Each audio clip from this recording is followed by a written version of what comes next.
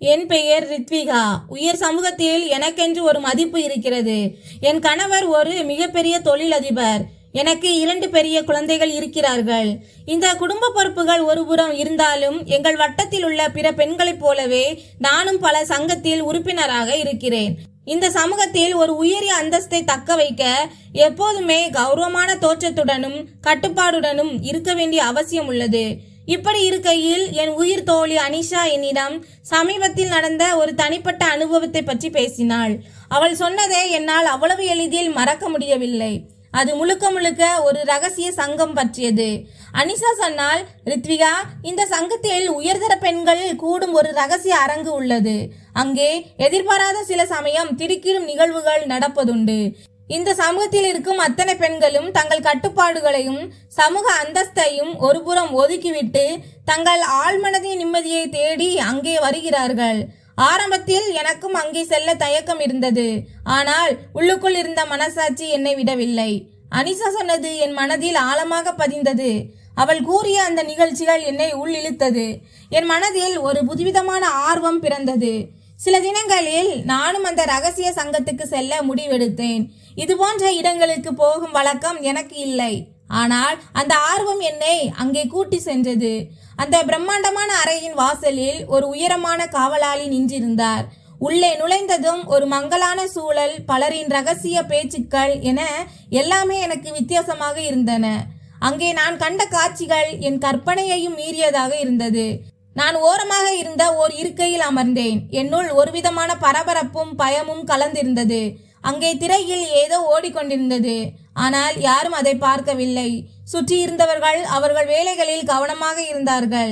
நான் மெதுவாக சுற்றும் முற்றும் பார்த்தேன். என் பின்னால் ஒரு ஆண் இருக்கையில் காலடி சத்தம் கேட்டது. நான் அவரை பார்க்கவில்லை என்றாலும் அவர் அங்கிருப்பது என் மனதின் ஓரத்தில் பயத்தை உண்டாக்கியது. ஒரு கணம் இந்த இடமே தவறு என்று அங்கிருந்து கிளம்பிவிடலாம் என்று நினைத்தேன். என் மனதில் ஒரு பயம், யாராவது என்னை அடையாளம் கண்டுவிட்டால் என்ன செய்வது? அப்போது என் அருகில் ஒரு பெண்ணின் கை என் கையை வந்து பிடித்தது. நான் நிம்மதியடைந்தேன். சரி, இது ஒரு பெண்ணின் கைதான் என்று நினைத்து என் இருக்கையில் நிமிர்ந்து அமர்ந்தேன். அந்த பெண்ணின் விலையுயர்ந்த வாசனை திரவியத்தின் மனம் எனக்கும் பிடித்தது. அந்த பெண் மெதுவாக என் காதில் கிசுகிசுத்தார். பயப்படாதீர்கள், இங்கே இருப்பவர்கள் யாரையும் தொந்தரவு செய்ய மாட்டார்கள் என்று கூறினார். அவருடைய இந்த பேச்சு எனக்குள் ஒரு புதுவிதமானதாக இருந்தது. நான் கண்களை மூடி பேச்சை கேட்க ஆரம்பித்தேன். திடீரென்று என் கைகளை பிடித்து கொண்ட அந்த பெண் என் அருகில் இருந்த இருக்கைக்கு என்னை அழைத்தார். அங்கிருந்த இருக்கையில் அமர்ந்திருந்தவரின் மீது என் கைப்பட்டது. நான் அதிர்ச்சி அடைவதற்குள் அருகில் இருந்தவர் என் கையை பிடித்தார். அவர் ஒரு 40 வயது மதிக்கத்தக்க கம்பீரமான தோற்றத்துடன் கூடிய ஆண். அவர்தான் கார்த்திக் என்பதை நான் பின்னால் தான் அறிந்து கொண்டேன். அவர் என்னை பார்க்க ஆரம்பித்தார். அந்த பார்வை என்னை முற்றிலுமாக அமைதியாக இருக்க செய்தன. எனக்கு இத்தனை நேரம் ரகசியமாக இருந்த அனைத்தும் அந்த நிமிடம் வெளிப்பட தொடங்கின. அந்த பெண் என் அருகில் நின்று கொண்டிருக்க, கார்த்திக் என் அருகில் இருந்தார். அந்த ரகசிய சங்கத்தின் மங்கலான வெளிச்சத்திலும் நான் என்னுடைய தனிப்பட்ட ரகசிய பயணத்தை தொடர்ந்தேன். அந்த இரவு அனைத்து எல்லைகளையும் கடந்து அனைத்து கதவுகளையும் திறந்த ஒரு ரகசிய அனுபவமாக எனக்கு அமைந்தது. நான் உயர் சமூகத்தில் இருக்கும் ரித்விகா இல்லை. அங்கே என் தைரியத்தை வெளிப்படுத்திய ஒரு பெண் மட்டுமே. ரித்விகா கண்களை மூடினாள். ஒரு புறம் அந்த பெண்ணும் மறுபுறம் கார்த்திக்கும் இருக்க, தான் எங்கே இருக்கிறோம் என்று மறந்து போனாள் ரித்விகா. இது கௌரவம், பொறுப்பு, குடும்பம் இவற்றை பற்றி சிந்திக்கும் இடமல்ல. இது முழுமையான விடுதலையின் இடம். கார்த்திக் ஒரு தேர்ந்த கலைஞன் போல தன் வேலைகளை தொடங்கினார். நான் எதுவுமே கேட்கவில்லை. அப்போது சாந்தி ரித்விகாவிடம், இங்கே உள்ள ஒவ்வொருவரும் தங்களுக்கு பிடித்ததை தேடி வருபவர்கள்தான் ரித்விகா. நீங்கள் உங்களை பூட்டி வைத்திருக்க வேண்டியதில்லை என்று மெல்லிய குரலில் சொன்னாள். கார்த்திக் இப்போது அவள் அருகில் அமர்ந்திருந்தார். அவர் அணிந்திருந்த விலையுயர்ந்த ஆடையின் வாசனை ரித்திகாவின் மூச்சு காற்றோடு கலந்தது. அவர் ரித்திகாவின் அருகில் வந்து, இத்தனை நாள் ஏன் என்று கேட்டார். ரித்விகா தயங்கி விக்கித்து நின்றாள். அவள் கண்கள் லேசாக திறந்தபோது அறையில் இருந்த மற்றவர்களின் மறைக்கப்பட்ட ஒரு பின்னணி இசையாக மாறிவிட்டன. கார்த்திக் ரித்திகாவிடம் சைகையால் அவளது கண்களை மூட சொன்னார். ரித்விகா மீண்டும் கண்களை மூடினாள். இப்போது பல வருடங்களாக பழக்கப்பட்ட சமூக கட்டுப்பாடுகள் மெல்லிய நூலை போல அருந்து விழுந்தன. இதற்கிடையில் சாந்தி ரித்விகா அருகில் அமர்ந்திருந்த கார்த்திகை நோக்கி ஒரு மௌனமான சைகையை செய்தாள். அந்த இருவருக்கும் இடையே ரகசியமான ஒரு புரிதல் இருந்தது. அந்த புரிதலின் தாக்கம் ரித்விகா மீதும் பிரதிபலித்தது. கார்த்திக் இப்போதே மெல்லிய குரலில் என்னை திரும்பி பாருங்கள் என்று கட்டளையிட்டார். ரித்விகா தயக்கத்துடன் இருக்கையில் லேசாக திரும்பிய கார்த்திக்கை பார்த்தாள். அப்போதுதான் அந்த அதிர்ச்சியை கண்டாள். கார்த்திக் கண்கள் வித்தியாசமாக இருந்தன. அந்த அறையின் மங்கலான ஒளியில் இருவரும் ஒருவரை ஒருவர் பார்த்தனர். ரித்விகாவின் மனதில் இவரை பற்றி நமக்கு எதுவும் தெரியாதே, இவருக்கு பின்னால் எந்த உள்நோக்கம் உள்ளது என்ற கேள்விகள் ஓடின. ஆனால் அந்த கேள்விகளை எல்லாம் விட அந்த தருணத்தில் அவர்கள் இருவரும் அருகில் இருக்க சாந்தி இப்போது ஒரு வித்தியாசமாக இருந்தாள். ரித்விகா நடுங்கினாள். பயப்படாதே என்று சாந்தி சிரித்தாள். இப்போது ரித்விகாவுக்கு சுற்றி இருந்த எதுவும் தெரியவில்லை. அவள் முற்றிலும் இருளில் மூழ்கிவிட்டாள். ஆனால் இப்போது கார்த்திக்கின் குரல் மட்டும் காதில் கேட்டது. உன் சமூக பெயர் என்ன என்றான். அவள் பதில் சொல்லவில்லை.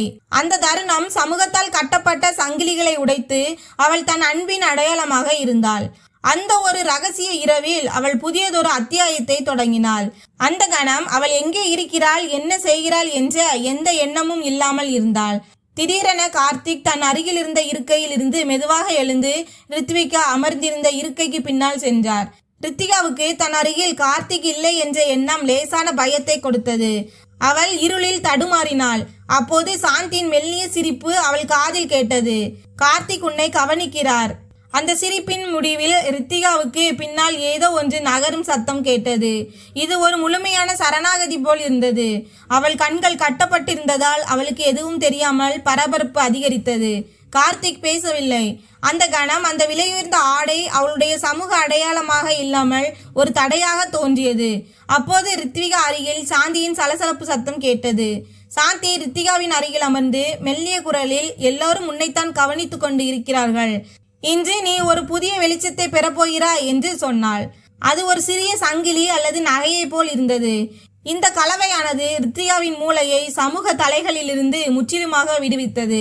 சாந்தி மெதுவாக கார்த்திக்கிடம் ஏதோ ஒரு ரகசிய சைகை செய்தாள். பதிலுக்கு தன் தலையை அசைத்தார்.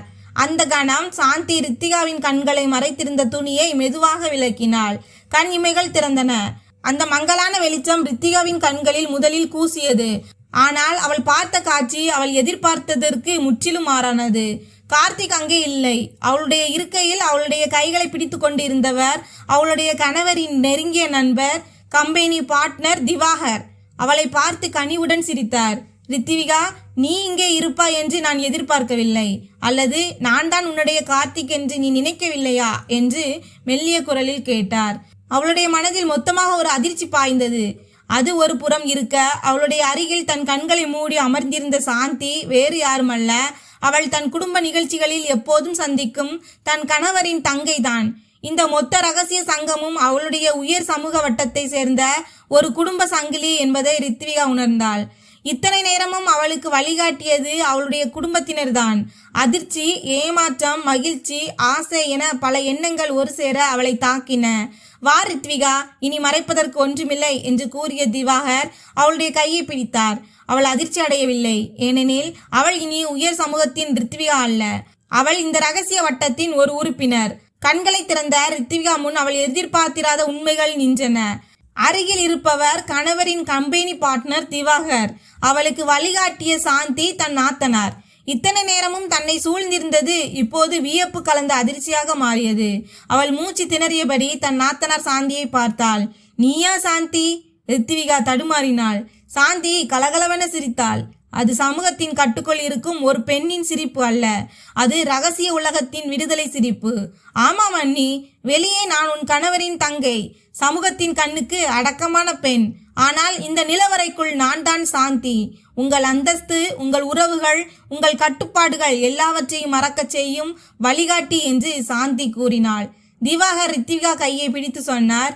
ரித்விகா, நாம் அனைவரும் ஒரே சமூகத்தை சேர்ந்தவர்கள். வெளியே நாம் அனைவரும் அடக்கம் என்ற முகமுடியுடன் வாழ்கிறோம். இங்கே இந்த அறையில் நாம் உண்மையான மனிதர்கள். இதை ஒரு குடும்ப ரகசியமாகவோ நீ எடுத்துக்கொள்ளலாம். அவன் கூறிய வார்த்தைகள் ரித்விகாவுக்கு ஒரு தெளிவை கொடுத்தது. அவள் மட்டுமல்ல, இந்த உயர் சமூகத்தின் அத்தனை பேரும் இரட்டை வாழ்க்கை வாழ்கிறார்கள். அவளுடைய கணவன் ஏன் அடிக்கடி வியாபார சந்திப்புகளுக்காக வெளியூர் செல்கிறார் என்ற கேள்விக்கான விடையும் இப்போது அவளுக்கு தெளிவாகியது. இது ஒரு சங்கம் அல்ல, இது அவர்களுடைய சமூகத்தின் ரகசிய சமாதான மண்டலம். இப்போது ரித்திகாவுக்கும் திவாகருக்கும் இடையில் ஒரு ரகசியம் இருந்தது. நீ இனி பயப்பட வேண்டியதில்லை. நீ தனியாக இல்லை. இந்த சங்கிலி உன்னை இருக்காது, உனக்கு துணையாக இருக்கும் என்றார் திவாகர். அந்த இரவிலிருந்து ரித்திகாவின் வாழ்க்கை முற்றிலுமாக மாறியது. வெளியே அவள் இன்னும் கௌரவமான ரித்திகாதான். பெரிய தொழிலதிபரின் மனைவி, குழந்தைகளை பேணும் அன்னை, சமூக சேவை செய்பவள். அவள் முகத்தில் ஒரு புன்னகை இருக்கும், கண்ணில் ஒரு கௌரவ பார்வை இருக்கும். ஆனால் குறிப்பிட்ட சில இரவுகளில் அவள் சாந்தி மற்றும் திவாகர் போன்ற அந்த ரகசிய சமூக உறுப்பினர்களுடன் இருந்தாள். அந்த நிலவரை அவளுடைய இரண்டாவது வீடாக, மனதின் சமநிலையை காக்கும் இடமாக மாறியது. அவளுடைய மனதில் இருந்த குற்றம் நீங்கியது. ஏனெனில் அவளுடைய சமூகமே இந்த இரட்டை வாழ்க்கையை தான் வாழ்கிறது என்று உணர்ந்தபோது அவள் தன் மீதான குற்றத்தை குற்றமாக காணவில்லை. அவளுடைய தன்னம்பிக்கை கூடி வெளியே அவள் மிகவும் புத்துணர்ச்சியுடன் செயல்பட ஆரம்பித்தாள்.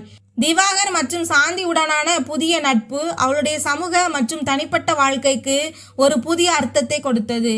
இந்த ரகசியம் அவர்களை ஒருபோதும் பிரிய விடாமல் தடுத்தது. ரித்திகாவின் கணவர் வழக்கம் போல் வணிக பயணம் முடித்துவிட்டு வீடு திரும்பினார். கணவரை பார்த்ததும் ரித்விகா ஒரு புன்னகையுடன் அவரை வரவேற்றாள். அவரது கண்களில் வழக்கத்தை விட அதிக பிரகாசமும் புத்துணர்ச்சியும் இருந்தது. ரித்விகா இப்போது அறிவாள், இந்த சமூகத்தின் சந்தோஷம் இந்த ரகசிய இரவுகளில்தான் இருக்கிறது. ஒரு உயரிய வாழ்க்கையின் விலையாக இந்த ரகசிய விடுதலையை தயார் நிலையில் வைக்க அவள் தன் அடுத்த நாளை நோக்கி நகர்ந்தாள். இந்த கதை பிடித்திருந்தால் வீடியோவை லைக் செய்யுங்கள், சேனலை சப்ஸ்கிரைப் செய்து கொள்ளுங்கள். நன்றி.